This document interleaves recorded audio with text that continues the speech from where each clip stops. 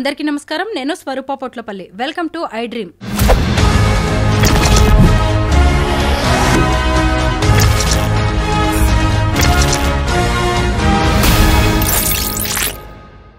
దేవర movie villain, Bollywood star hero Bebo Kareena Kapoor husband Saif Ali Khan మీద జరిగిన దాడి ఇప్పుడు సెన్సేషన్గా మారింది.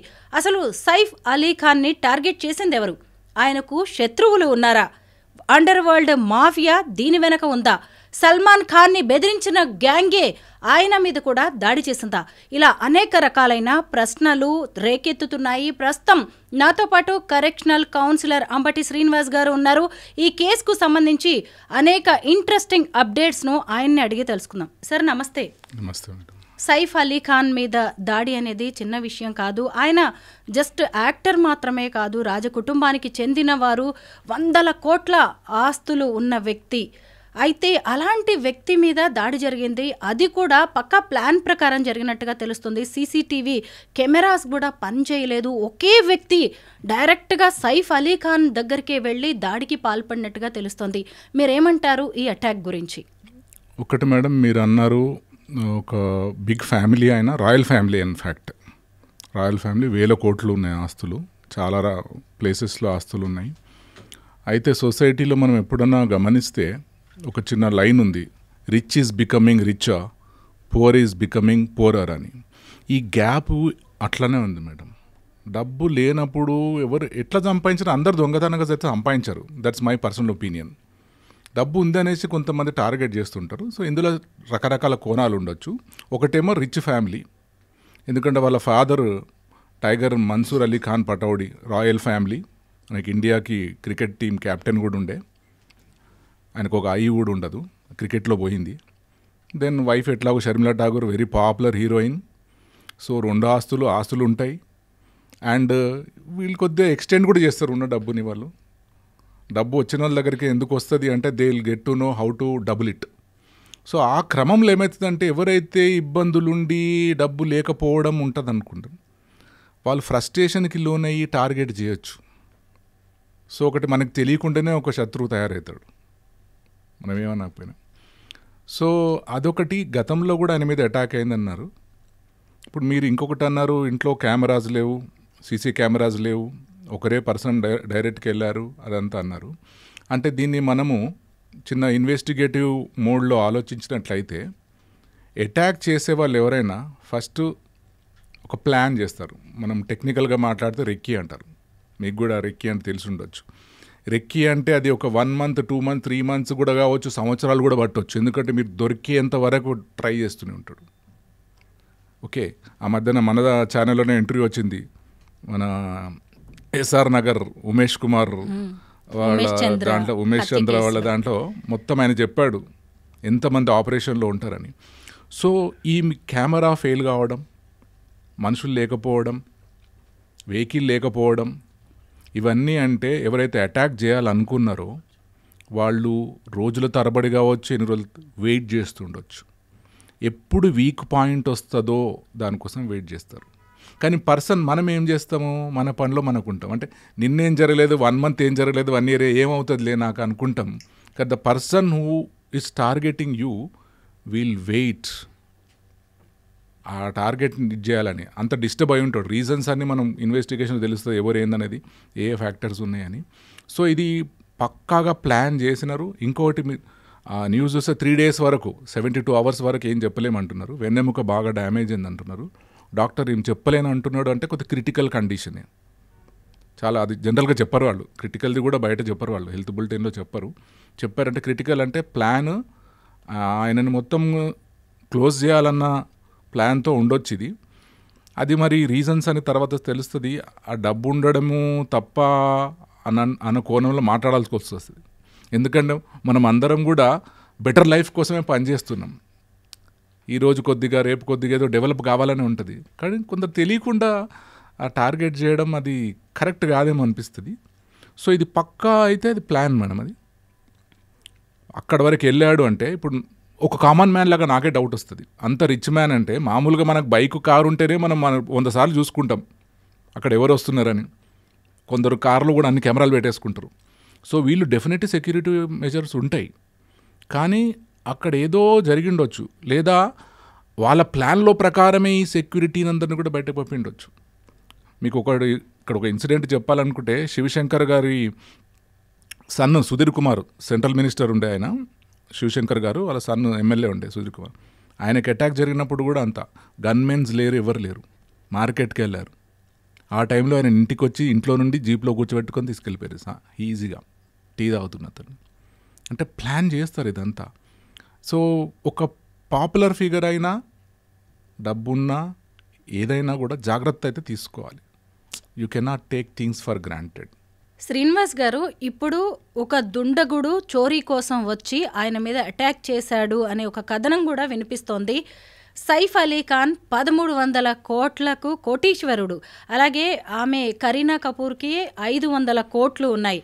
అయితే ఇక్కడ చూసినప్పుడు ఈ దుండగుడు ఆస్తి కోసం వచ్చాడు అన్నప్పుడు అలాంటివేవి కూడా కనిపించట్లేదు. ముఖ్యంగా ఒకవేళ డబ్బు కోసం లేదంటే చోరీ చేయడానికి వస్తే ఒక గ్యాంగ్ ఖచ్చితంగా ఉంటుంది, కానీ ఒక్కడే వచ్చాడు అంటే ఇది ఖచ్చితంగా వ్యక్తిగతంగా సైఫ్నే టార్గెట్ చేసినట్టుగా తెలుస్తుంది. పైగా ఇంట్లోకి అక్కడి వరకు రాగలిగాడంటే ఆ ఇంట్లో ఇంట్లో ఉన్న వాళ్ళే ఎవరో అతనికి ఖచ్చితంగా హెల్ప్ చేసి ఉండాలి. ఎందుకంటే వీళ్ళిద్దరూ ఉండే ఇల్లే 50 కోట్ల విలువైనది, శత్రు దుర్భేద్యమైన భవంతి అది.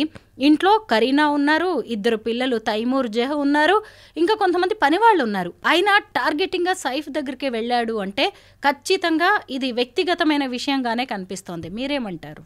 ఎస్, మీరు అన్నారు ఇది దొంగతనం అనుకుంటే ఇంత అటాక్ చేయరు. దొంగలలో రకరకాలు ఉంటారు, దేనికోసం వస్తున్నారో అదే తీసుకొని వెళ్తారు. కొందరు చెప్పులే దొంగతనం చేస్తారు, కొందరు బంగారం దొంగతనం చేస్తారు, కొందరు డ్రెస్సెస్ దొంగతనం చేస్తారు, వాళ్ళు వేరేది ముట్టుకోరు. ఇక్కడ దొంగతనం అని చెప్పలేం మనం, వాళ్ళ దగ్గరికి వెళ్ళాల్సిన పని లేదు. అనుకుందాం ఒకటి, నంబర్ 1. రెండోది, ఆయనని అటాక్ చేయడానికి వచ్చాడు, ప్లాన్ ప్రకారం వచ్చాడు, ఒక్కరే వచ్చారు అంటున్నారు. కానీ మీరు అన్నట్టుగానే చాలామంది సపోర్ట్ ఉంటుంది, డైరెక్ట్గా ఇండైరెక్ట్గా, లేదా భయంతోనున్నా. ఎవరైనా అటాక్ చేస్తున్నప్పుడు మీ సెక్యూరిటీని కూడా భయపెడతారు వాళ్ళు. ఇప్పుడు షూట్అవుట్ జరగబోతుంది, మరి మీరు ఇందులో పోతారా లేకపోతే తప్పించుకుంటారా అంటే డెఫినెట్గా మీ గన్మెన్ పారిపోతాడు. లేదు ఆయన కరెక్ట్ మీకు నిజంగా సెక్యూరిటీ మ్యాన్ అయితే మాత్రం ఆయన మీకు అడ్డంగా నిలబడతాడు. ఆ ఇంటి ఆనవాళ్ళు లోపలంతా కూడా ఏ గదిలో ఎవరుంటారు, సైఫ్ ఎక్కడుంటారు అన్నీ తెలిసినట్టే కనిపిస్తోంది శ్రీనివాస్ గారు. ఎందుకంటే తెల్లవారుజామున 2:30 గంటల ప్రాంతంలో ఓ వ్యక్తి వచ్చి ఆ ఇంటి పని మనిషితో కూడా గొడవ పడినట్టుగా తెలుస్తోంది. ఆ పని మనిషిని కూడా పోలీసులు విచారణ జరుపుతున్నారు. మనం అనుకున్నాం కదా మేడం, రెక్కీ అని. రెక్కీ అంటే నథింగ్ బట్ అంతా పరిసరాలు చూడడం. ఎక్కడ ఇప్పుడు మీరు శత్రు దుర్భేద్యం అనే ఒక వర్డ్ వాడినరు, మీరు 99% మీరు జాగ్రత్తలు తీసుకుంటారు, కానీ ఒక్క దగ్గర మిస్టేక్ జరగవచ్చు. ఎక్కడో ఇక్కడ ఎవరు వస్తారులే అని మీరు వదిలేయచ్చు అక్కడ. సో అట్లాంటివన్నీ చెక్ చేస్తారు. చెక్ చేసి వస్తున్న క్రమంలో గొడవ పడ్డారు అన్నారు. ఇది కూడా ఇంపార్టెంట్ పాయింట్. గొడవ అంటే వాళ్ళు లాయల్ పనులు కావచ్చు, కొత్త మనిషి ఏదో చోటకు వస్తున్నప్పుడు ఆపిండొచ్చు. అందరూ పని మనుషులు మొత్తము ఏదో దేనికో లొంగిపోతారు అనుకోవడానికి లేదు. ఇంకొకటి, మీరు ఎదుగుతున్న కొద్దీ మీకు చాలా నమ్మకమైన వాళ్ళనే పెట్టుకుంటారు మీరు మీ చుట్టుపక్కల. ఎవరిని పడితే వాళ్ళని పెట్టుకోరు. సో వాళ్ళని ఒక ఫ్యామిలీ లాగా చూస్తారు. మనం అంటున్నాం పని మనిషి అని, కానీ వాళ్ళు మంచిగానే చూస్తుండొచ్చు, వాళ్ళు తినేది పెడుతుండొచ్చు. సో అక్కడ అది కూడా ఇన్వెస్టిగేషన్లో తెలుస్తుంది ఆయన ఎవరు ఏం చేస్తున్నాడు అని. అండ్ ఒక్కడే కాదు ఇది, ఇంకా పెద్ద టీం ఉంటుంది, ఒక్కరెవరు చేయరు. ఆ టీం సపోర్ట్ ఉంటుంది డెఫినెట్గా. కాకపోతే ఆ టీం ఎస్కేప్ అయి ఉండాలి. కాకపోతే ఇన్వెస్టిగేషన్లో దొరికిపోతుంది, ఏం కాదు అది, కొద్దిగా లిటిల్ లేటర్ అవన్నీ ఎవరు సపోర్ట్ అంతా వెళ్ళొస్తుంది. ఎట్లాగూ ఈయన దొరికాడు కాబట్టి ఇది తెలుస్తుంది, వీళ్ళు కూడా చెప్తారు, స్టాఫ్ ఇంట్లో వాళ్ళు కూడా. సో ఇదైతే అందరు పెద్ద పగడ్బందీ ప్లాన్ అనొచ్చు మేడం. పగడ్బందీ ప్లాన్ ఇది ఎప్పటి నుండి వెయిట్ చేస్తున్నారు. డబ్బు అయితే కావకపోవచ్చు, డబ్బు తీసుకోవడానికి ఏమున్నది, జస్ట్ ఫోన్ చేస్తే కూడా ఇచ్చేస్తారు కూడా, అది వేరే విషయము. ఇంకేదో దీంట్లో చాలా డీప్ రీజన్స్ ఉంటాయి. మేబీ ఆ ఫ్యామిలీకి తెలిసి ఉండాలి. అది ఇండస్ట్రీ కావచ్చు, లేకపోతే మనీ వల్ల కావచ్చు, ఏమైనా డీలింగ్స్ ఏమైనా జరిగి ఉండొచ్చు, లేకపోతే ఇంకెవరన్నా వేరే మెంబర్ గ్రడ్జ్ పెట్టుకొని ఉండొచ్చు. మనకు తెలియదు. అన్ఫార్చునేట్ థింగ్ ఏంటంటే మన శత్రువులు కొన్నిసార్లు మనకు తెలియదు, చుట్టే ఉండొచ్చు మన చుట్టూ కూడా. శ్రీనివాస్ గారు, బాలీవుడ్కి అండర్ వరల్డ్ మాఫియాకి ఉన్న లింకులు ఇప్పటికే ఎన్నోసార్లు బయటపడ్డాయి. దావుద్ ఇబ్రహీం, మోనికా బేడీ లాంటి ఘటనలు, ఆ తర్వాత ఎన్నో సినిమాలు కూడా వచ్చాయి అండర్ వరల్డ్కి సంబంధించి, ఈ మాఫియాకి సంబంధించి. అయితే సైఫ్ అలీ ఖాన్ అనే వ్యక్తి చిన్న వ్యక్తి కాదు, ఆయన ఒక పెద్ద స్టార్ సెలబ్రిటీ కుటుంబం. అయితే దీని వెనక ఏమైనా అండర్ వరల్డ్ ఉండే ఛాన్స్ ఉందా? ఇంకొకటి, ఈ మధ్య కాలంలో సల్మాన్ ఖాన్ కూడా ఓ గ్యాంగ్ ఫోన్ చేసి బెదిరించినట్టుగా తెలుస్తోంది. ఆ గ్యాంగ్ ఏమైనా దీని వెనక ఉండే ఛాన్స్ ఉందంటారా? ఇది మనం ఇప్పుడే ఏం చెప్పలేము. కాకపోతే మీ ర్యాంక్ ప్రకారం మీకు శత్రువుల టీం ఉంటుంది. సో ఇది వీళ్ళు ఉండొచ్చు అని చెప్పలేము. అది డెఫినెట్గా ఒక పై స్థాయికి వెళ్ళిన వాళ్ళకి కొందరు సపోర్ట్ ఉంటుంది, కొందరు అడ్డు ఉంటారు. కొన్నిసార్లు ఎదుగుతున్నప్పుడు మిమ్మల్ని ఎవరు టార్గెట్ చేస్తున్నారో వాళ్ళ ప్రొటెక్షన్ కోసం మరి ఇంకొక వాళ్ళ ఉజ్జీలతోని మాట్లాడుకోవాల్సిన అవసరం ఉంటుంది. అట్లా చాలా ఇన్సిడెంట్స్ ఉన్నాయి అక్కడ, మనం డీటెయిల్స్కి వెళ్ళకపోయినా. అది హై లెవెల్ గేమ్ అది. సో ఉండొచ్చేమో, అంటే అది వాళ్ళు చెప్పే వరకు మనకు తెలియదు, మనము ముందే అనడానికి లేదు. మళ్ళీ వాళ్ళు చెప్పడానికి కూడా ప్రాబ్లం అనుకుంటాను, కొన్ని మనం అర్థం చేసుకోవాలి అంతే. ఇది హై లెవెల్ హ్యాండ్ ఉంటుంది డెఫినెట్గా. సో ఈయన కూడా జాగ్రత్తలు ఉండొచ్చు, కానీ ఆ రోజు అది ప్లాన్ జరిగి ఉండొచ్చు. డెఫినెట్గా సెక్యూరిటీ, మనము మళ్ళీ ఉమేష్ చంద్ర కేసు తీసుకుంటే ఆయన బాడీగార్డ్స్ అందరు వెళ్ళిపోయినా కూడా ఆయనకు లాయల్ బాడీగార్డు జీతం లేకపోయినా సస్పెండ్ అయినా కూడా ఆయనతో ఉన్నాడు. సో ఈయనకు కూడా సెక్యూరిటీ ఉంటుంది. కాకపోతే ఆ క్షణం కోసం వాళ్ళు క్రియేట్ చేసినారా, లేకపోతే అన్ఫార్చునేట్లా అర్లీ మార్నింగ్ 2 అన్నారు, అందరు మంచి నిద్రపోయే టైం అది యాక్చువల్గా దొంగల టైమే. అది ఇప్పుడు దొంగతనం అనడానికి వాళ్ళు 2 o'clock అటాక్ చేసి ఉండొచ్చు, మిగతా టైం దొరకలేదేమో కేసుని తప్పుదోవ పట్టించడానికి, డైవర్ట్ చేయడానికి. మనం దొంగలే అనుకుంటారు. జనరల్గా 2 o'clock ఈజ్ దొంగల టైం, అది మంచి నిద్ర మాకు పట్టేదే అప్పుడు. 2 నుండి 3, మళ్ళీ 3కి లేస్తూనే ఉంటాం మనం. గాఢ నిద్ర, మంచి నిద్ర వచ్చేది ఆ టైంలోనే, ఆ తర్వాత వచ్చేది అది నిద్ర కాదు అసలు. సో ఇది హై హ్యాండెడ్ ఉండొచ్చు, అది వాళ్ళు ఇన్వెస్టిగేటింగ్ ఏజెన్సీస్ చెప్తారు. శ్రీనివాస్ గారు, మీరు ఇందాక ఒక మాట అన్నారు, హై ప్రొఫైల్ ఫ్యామిలీస్లో జరిగేవి బయటకు రాదు, బయటకు వచ్చేవి వేరే రకంగా ప్రొజెక్ట్ చేస్తూ ఉంటారు, అసలు విషయాలు వేరుగా ఉంటాయని. అయితే ఈ ఘటన తర్వాత కరీనా కపూర్ స్పందించారు, ఆమె ఒక ట్వీట్ చేశారు, మేమందరం బాగున్నాము, ఆయనకు కూడా సైఫ్కి కూడా ఇబ్బంది ఏం లేదు, మీరెవరు టెన్షన్ పడద్దు అని ఫ్యాన్స్కి ఆమె విజ్ఞప్తి చేశారు. నిజంగా మన తెలుగు ఇండస్ట్రీలో ఇంకా పొలిటికల్ ఫ్యామిలీస్లో కూడా ఇలాంటి ఘటనలు మనం కొన్ని చూసాం. ఇలాంటి టైంలో అటు కరీనా కపూర్ కావచ్చు, లేదంటే ఫ్యాన్స్ అనేవాళ్ళు ఎలా రెస్పాండ్ అవ్వాల్సి ఉంటుంది, పోలీసులకు ఎలా వాళ్ళు సపోర్ట్ చేయాల్సి ఉంటుందంటారు? చాలా మీరు ఇంపార్టెంట్ పాయింట్ రేజ్ చేస్తారు. ఇది సొసైటీలో ఇది అవసరం, ఎందుకంటే we cannot depend the department, అంటే police department to do everything. మీరు ఏది తీసుకున్నా కూడా అందరిని ప్రొటెక్ట్ చేసే అంత పోలీస్ ఫోర్స్ లేదు. కొన్నిసార్లు యాజ్ ఎ సిటిజన్ మన బాధ్యత కూడా మనం నిర్వర్తించాలా. ఇది మీరు ఫ్యాన్స్ అన్నారు, ఎందుకంటే ఫ్యాన్స్ అంటే కొద్దిగా క్రేజీ ఉంటారు, మ్యాడ్ ఫ్యాన్స్ ఉంటారు, పిచ్చోళ్ళలాగా బిహేవ్ చేస్తారు వాళ్ళు. ఇప్పుడు మనం ఒక్కరిని ఈ గ్రూప్ వాళ్ళని అటాక్ చేసిందంటే వీళ్ళు అది తెలియక ముందే వాళ్ళని అటాక్ చేసేస్తారు. నేను ఏదో సినిమా రిలీజ్ కోసం ఒక ఫ్యాన్ మాట్లాడేసి ఎవరో ట్రోల్ చేశారు మా హీరోని, నేను అది చేస్తా ఇది చేస్తా అని అంత ఆవేశంగా మాట్లాడాడు ఆ పిల్లోడు. సో అంత ఆవేశం ఉంటుంది. అది అభిమానం కట్టలు తెంచుకుంటే డేంజర్. కాబట్టి అందుకే మీరు ఇందాకే అన్నారు, కరీనా కపూర్ ట్వీట్ చేశారు, వాళ్ళకి టెన్షన్ ఉన్నా బాధ ఉన్నా పబ్లిక్ లైఫ్లో ఉన్నారు కాబట్టి అన్నీ దిగమింగుకొని వాళ్ళు వచ్చి చెప్పాల్సి వస్తుంది. బాగానే ఉన్నారు, మీకు టెన్షన్ ఏం లేదు, మీరేం ఎట్లాంటి స్టెప్ తీసుకోవద్దు అంటే ఇప్పుడు వాళ్ళకి తెలిసి ఉండొచ్చు, ఎవరు అటాక్ చేశారో తెలిసి ఉండొచ్చు, అది గ్రూపా ఏదో తెలిసి ఉండొచ్చు, కానీ బయట కనరు, ఎందుకంటే అది అవుట్ ఆఫ్ కంట్రోల్ సిచ్యువేషన్ అయిపోద్ది. Police cannot handle, government cannot handle. So అది we should appreciate that. So ఇది మంచి పాయింట్ వాళ్ళు చేయడం, చెప్పాలి. ఎందుకంటే మాబ్ సైకాలజీ వేరే ఉంటుంది, ఇండివిజువల్ సైకాలజీ వేరే ఉంటుంది. మాబ్లో ఎవరో ఒకరు రాయేయమంటే మొత్తం అందరూ వేస్తారు, తగలబెట్టేయమంటే తగలేమంటారు. సో మీకు ఒకసారి గుర్తుందో లేదో, రైల్వే స్టేషన్, సికింద్రాబాద్ రైల్వే స్టేషన్లో అగ్నివీర్ ఇష్యూలో ఒక షూట్అవుట్ అయింది, ఒకరు చనిపోయారు కూడా. అది సెన్సేషనల్ అయింది, గవర్నమెంట్ని బ్లేమ్ కూడా చేశారు, నిరుద్యోగులు వాళ్ళని షూట్ చేశారని. అందులో నేను కూడా కామన్ మ్యాన్ లాగా రియాక్ట్ అయినాను, హౌ కెన్ దే షూట్ అని. స్టోరీ అంతా చదివితే మీకు గుర్తుందో లేదో, వాళ్ళు అంత పగలగా కొట్టుకుంటూ వెళ్తూ మాబ్ అక్కడ ఉన్న ఆయిల్ ట్యాంకర్ వైపు వెళ్ళారు. ఆయిల్ ట్యాంకర్ వైపు కొద్దిగా ఏమన్నా అయ్యి ఉంటే అది ఆ చుట్టుపక్కల ప్రాంతాలంతా ఇప్పుడు హాలీవుడ్ తగలబడుతున్నట్టు తగలబడేటప్పుడు అప్పుడు ఉన్న ఆఫీసర్ సెన్స్ ఆఫ్ ప్రెజెన్స్ని అప్రిషియేట్ చేయాలి. ఆ ఒక్కడిని ఆపకపోతే కొన్ని వేల మంది చనిపోయేవాళ్ళు. షూట్ తప్పలేదు ఆయనని. ఎస్ అర్ నో. సో ఈ మాప్ సైకాలజీని కంట్రోల్ చేయాల్సింది వాళ్ళు, ఫిల్మ్ స్టార్లను చేయాలి, ఫ్యాన్స్ అన్నా పొలిటిక్స్ ఎవరైనా కొద్దిగా రెచ్చగొట్టకూడదు. జనరల్గా మీరు చాలా కేసులు చూసారు ఈ మధ్యన కూడా, జనాలను రెచ్చగొడితే కేసులు పెడుతూనే ఉన్నారు. ఎమ్మెల్యే కానివ్వండి, ఎంపీ కానివ్వండి, ఎవరైనా కానివ్వండి, నేషనల్ లెవెల్ లీడర్ కానివ్వండి, చాలా కేసెస్ కూడా ఉన్నాయి. సీనియర్ ఎంపీస్ మీద కూడా కేసెస్ ఉన్నాయి. ఏంటంటే అక్కడెక్కడో పోయి ఏదో కొద్దిగా రెచ్చగొట్టి వచ్చినారు. అది చాలా డేంజర్. అది పెద్ద ఆయిల్ కంపెనీ అంటుపెట్టినట్టే ఫ్యాన్స్ని రెచ్చగొడితే చెప్పాల్సిందే. అది we should appreciate Kareena Kapoor for that. Srinivas గారు, విధి మన జీవితాలతో ఎంత వింత నాటకం ఆడుతుందో ఈ సైఫ్ అలీ ఖాన్ ఇన్సిడెంట్ చూస్తే అర్థమవుతుంది. ఆయన గోల్డెన్ స్పూన్తో పుట్టారు.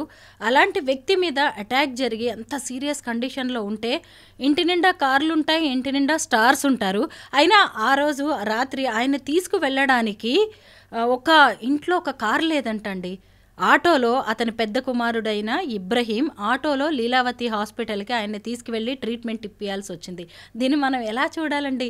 అంటే ఆస్తులు డబ్బుని మనం నెత్తిన పెట్టుకొని వెళ్ళలేమని కూడా పెద్దవాళ్ళు చెప్తూ ఉంటారు కదా, అన్నీ ఇక్కడ వదిలేసి వెళ్ళిపోవాల్సిన వాళ్ళమే అని. ఎగ్జాక్ట్లీ సైఫ్ అలీ ఖాన్ కూడా ఇప్పుడు చావు అంచుల వరకు వెళ్ళారు. ఒక ఆటోలో ఆయన వెళ్లాల్సి వచ్చింది.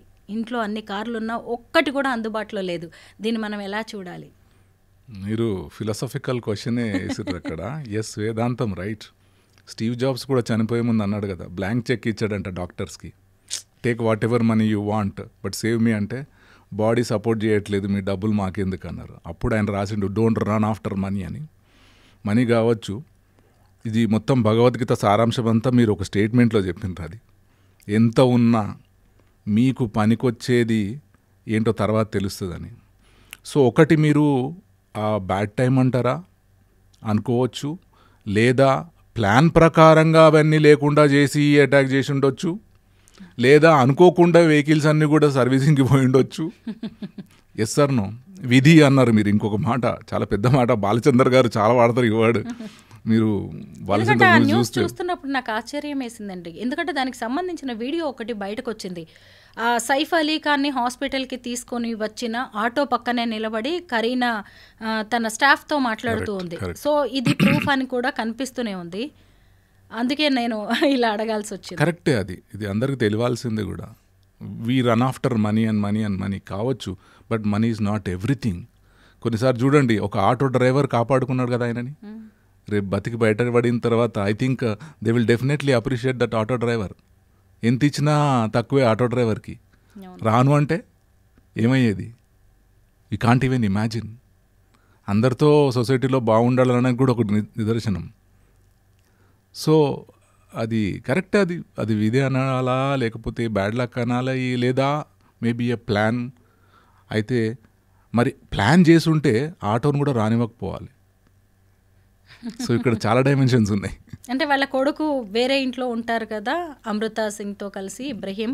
ఆయన వచ్చేసి మళ్ళీ ఒక ఆటోని పట్టుకొని వచ్చి జస్ట్ 2 కిలోమీటర్ల దూరంలోనే ఉంటుందంట లీలావతి హాస్పిటల్. ఇవన్నీ జరిగాయి అన్నమాట. చూడండి, వెంటనే తీసుకెళ్ళడానికి ఒక కారు లేని పరిస్థితి వచ్చిందంటే సైఫ్కి ఇదొక కొత్త ఉదంతం అనుకుంటా. దేవుడు అవకాశం ఇచ్చినట్టుగా కూడా అందరినీ. ఎందుకంటే ఆయన హెలికాప్టర్లలో తిరిగి ఉండవచ్చు, ఆటోల్లో ఎప్పుడు అడుగు పెట్టకపో ఉండొచ్చు. ఇలాంటి విషమ పరిస్థితుల్లో ఓ ఆటో ఉపయోగపడిందని కూడా అనుకోవచ్చు. ఏదో పర్సనల్ ఇష్యూ కూడా ఉండాలి, దానివల్ల కూడా అది ఒక లెసన్ కావచ్చు. కొద్దిగా తలకెక్కిందన్న అంటారు కదా, అన్నప్పుడు దింపడానికి కూడా ఒక ఇన్సిడెంట్ కావచ్చు. If you believe in that. అవునండి. సో ఉండొచ్చు, చెప్పలేము. అంటే మనకు తెలియకుండా మనము ఏదో మాట్లాడేస్తాం, అది కూడా మనకు ఒక శత్రువుని క్రియేట్ చేస్తుంది. చెప్పలేము. ఎందుకంటే నేను ఆ మూవీ చూసినప్పుడు, దేవర మూవీ చూసినప్పుడు, ఆ క్యారెక్టర్ని చూసినప్పుడు నాకే కోపం వచ్చింది. జస్ట్ ఒక మూవీలో చూస్తేనే. అంటే పర్సనల్గా కూడా మనకు ఎవరి బిహేవియర్ ఎట్లా ఉన్నా కూడా కావచ్చేమో, చెప్పలేము. అది మనం ఫిలాసఫికల్గా, స్పిరిచువల్గా కొద్దిగా ఆలోచిస్తే అర్థమవుతుంది. అందరికి అర్థం కావు ఇవి. సో అది కరెక్ట్ కావచ్చు. సైఫ్ అలీ ఖాన్ లాంటి బిగ్ షాట్ మీద జరిగిన దాడి చిన్న విషయం ఏం కాదు. పక్కా ప్లాన్ ప్రకారం, స్కెచ్ ప్రకారమే రెక్కి చేసి మరి ఈ దాడి చేసినట్టుగా తెలుస్తోంది. ఇది ఏ మాత్రం కరీనా చెప్పినట్టుగా లేదంటే ఇంకెవరో చెప్పినట్టుగా చోరీ కోసం వచ్చి ఒక దుండగుడు చేసిందైతే కానే కాదు. దీని వెనక పెద్ద గ్యాంగ్స్ ఉన్నట్టుగా తెలుస్తోంది. పోలీసుల విచారణ జరుగుతోంది. రేపు గడిస్తే, కొన్ని గంటలు గడిస్తే పోలీసుల దర్యాప్తులో మరిన్ని విషయాలు బయటికి రావచ్చు. కాకపోతే హై ప్రొఫైల్ కుటుంబాల్లో, సెలబ్రిటీస్ విషయాల్లో అన్నిటినీ బయట పెట్టడానికి కూడా కొంత ఆలోచించాల్సిన పరిధులు కూడా ఉంటాయి, పరిమితులు ఉంటాయి. Thank you so much Srinivas గారు. It's a pleasure ma'am.